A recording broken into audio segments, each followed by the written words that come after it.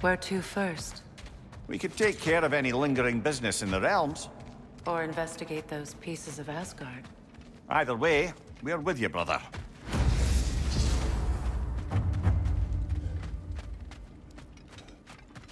Lunda also mentioned there's going to be a get-together to honor Brock's memory at Rab's Tavern in Svartalfheim.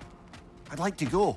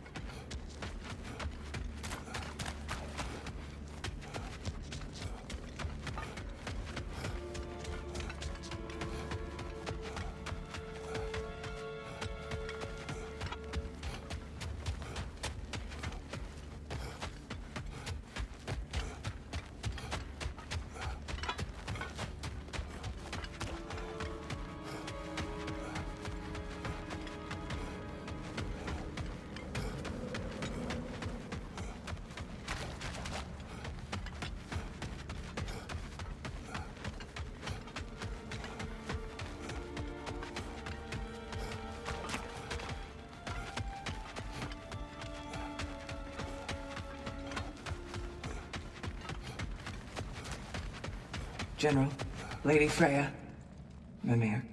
My lady. Shield maidens. Blessethor, have you found the traitor Gná yet, dear Freya? Not yet. Soon.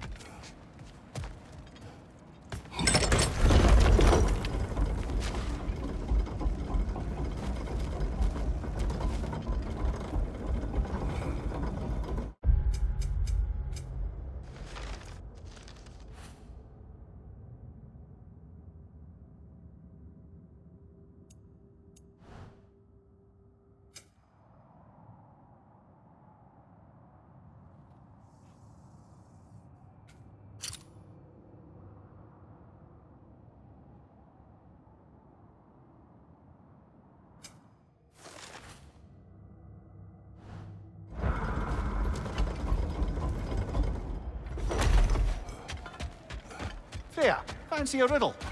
If you fancy a boot to the head. Riddle solved.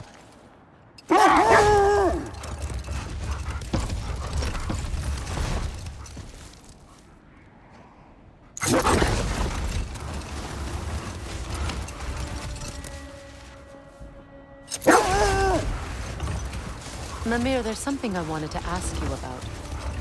Hildisvini told me about your visit to secure Hel's army, but was reluctant to elaborate when it came to negotiating with Hrasvelgr. Ah, yes. Well, I can see why he'd hold off on such a subject until he saw if we survived the battle. Mimir, what exactly did you promise the Lars bird? Oh, nothing too horrifying. It's just that she'd like to retire. Retire? Hel's eagle wants to retire?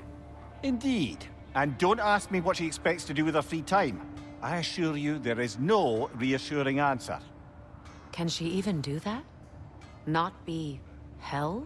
Apparently so. She just requires relief. Someone else to step in and become Hel, as it were. Not exactly an office many would wish to occupy. Aye. It's terrible weather, infinite hours, and the possibility of unleashing terrible mischief on the realms if they're careless. Or worse, if they aren't completely trustworthy. But if she were to leave without a replacement? Complete chaos, yes. Well, I'm sorry I asked.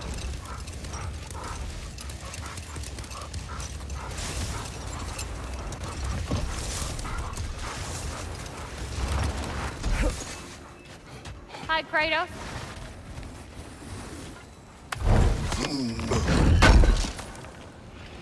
Thanks for grabbing that for us. What is wrong? No, nothing. It's just, don't know if you've heard, but we're gonna say goodbye to Brock in Svartalfheim. A funeral? Yeah. We're meeting at Rab's Tavern in Nidavellir. We will be there.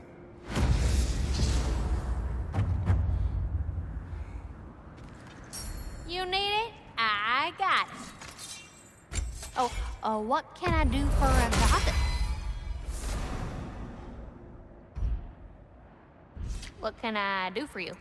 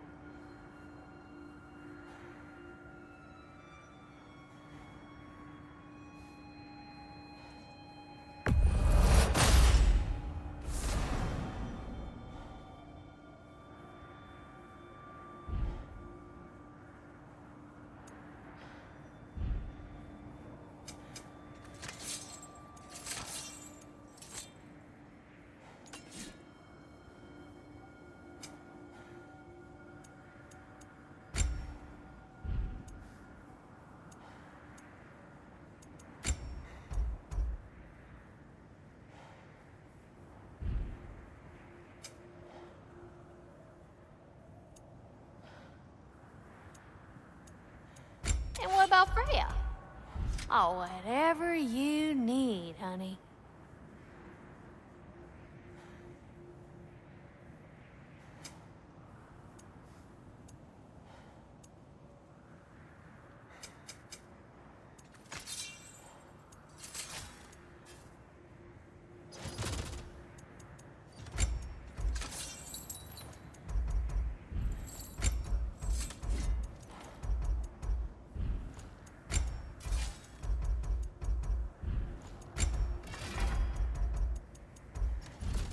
My lady. Want to talk for a spell?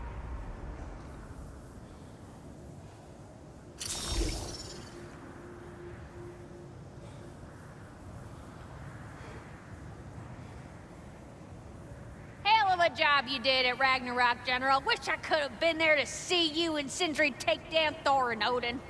That is not what happened. Yeah, maybe not, but it's the story I like best. Important thing is, Odin's paid in full for what he did to Brock. I know it doesn't fix what's broke, but it ain't nothing. Hello, Lunda. Hey, goddess. About your brother, I never got the chance to tell you. I know moments like this you're supposed to say sorry and whatnot, but I always known that pretty man had greatness in him. That he'd do something amazing one day, and I'm just... You know, I'm proud that now the 9 realms know it too. I thank you. Anytime, ma'am.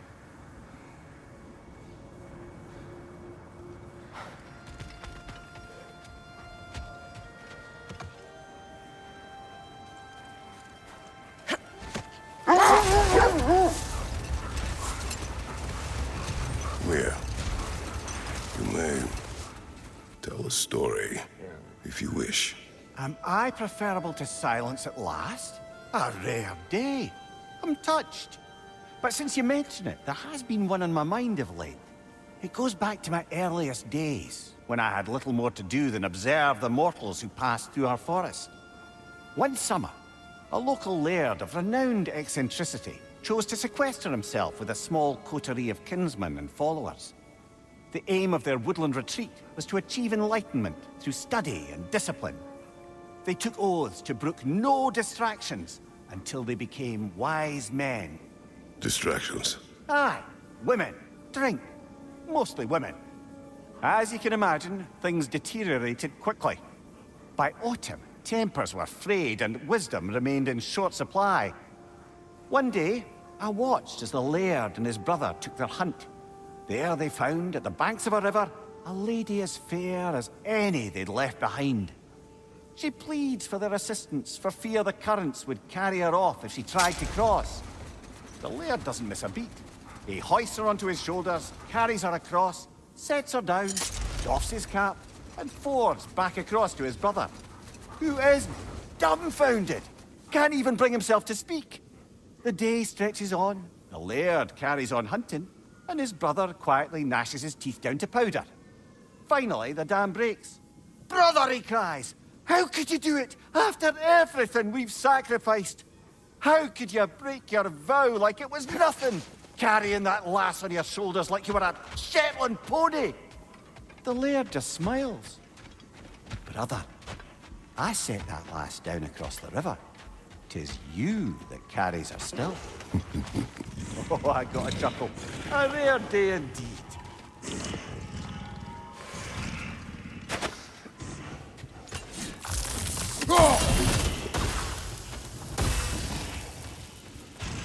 Your master is no more. Be at peace. Have it your way then.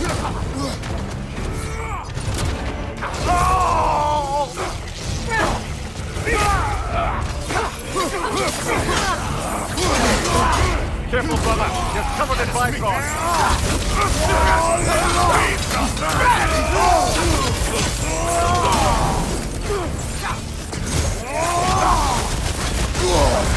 Felt that one, brother.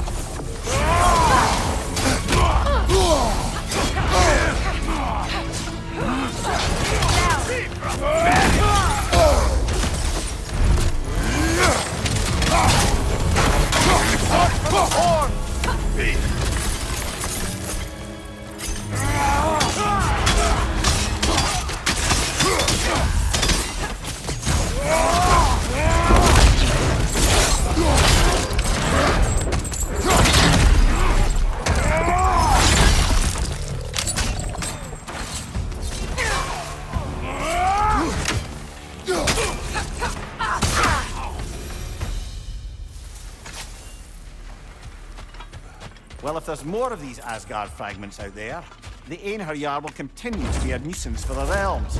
Only if we do nothing. The realms will never heal if they remain. How many more? Only one way to find out.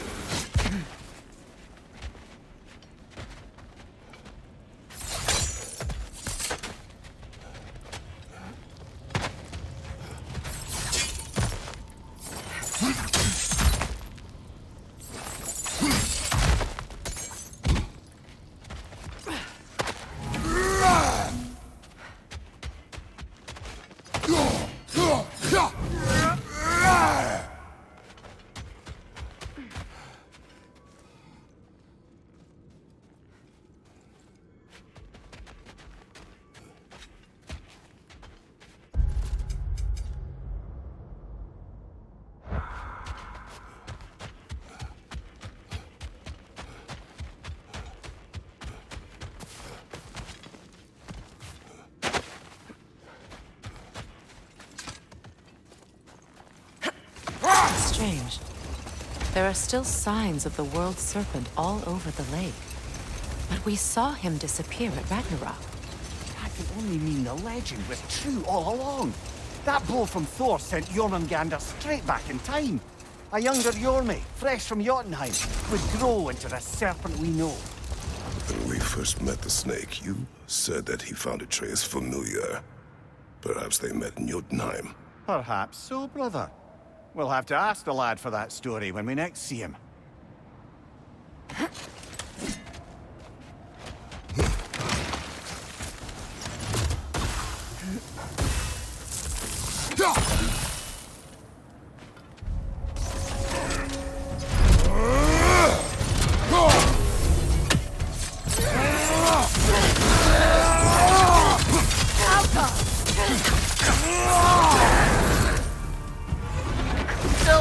horizon!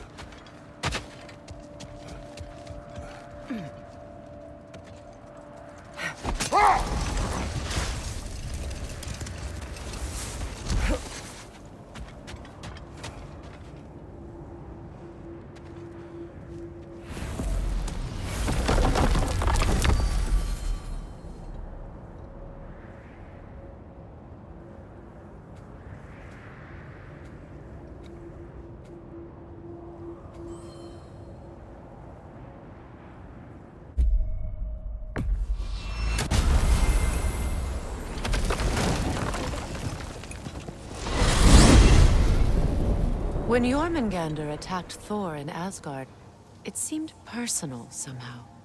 But there's no way they could have met before that, is there? I've been pondering that, and I have a theory. We know the lad spent his time in Jotunheim learning soul magic. Perhaps the serpent figured in. You mean Atreus placed some other giant soul into him? Someone who already hated Thor to begin with? Exactly! Though that doesn't narrow it down much, I grant you. I wonder if Jorm even remembers after all this time who he once was.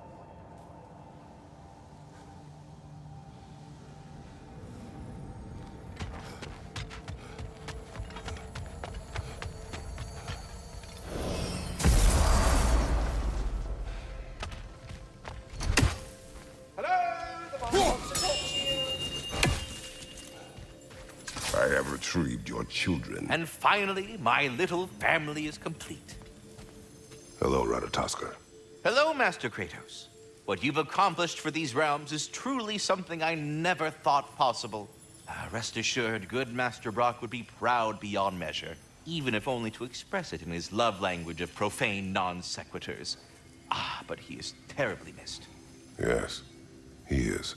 Now, there is one rather interesting development to apprise you of. The detonation of Asgard shook the world tree to its very roots, dislodging a great number of realm seeds. I thought you might wish to have them. My little way of saying, thank you for preventing my death by immolation. You are welcome. Well, any questions before you travel on?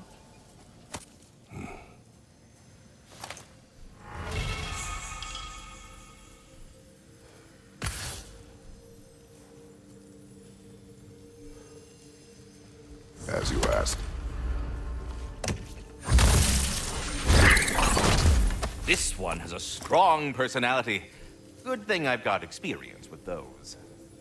All of the little ones are now safely settled in their new home. You have my gratitude. Thorough job. My respect.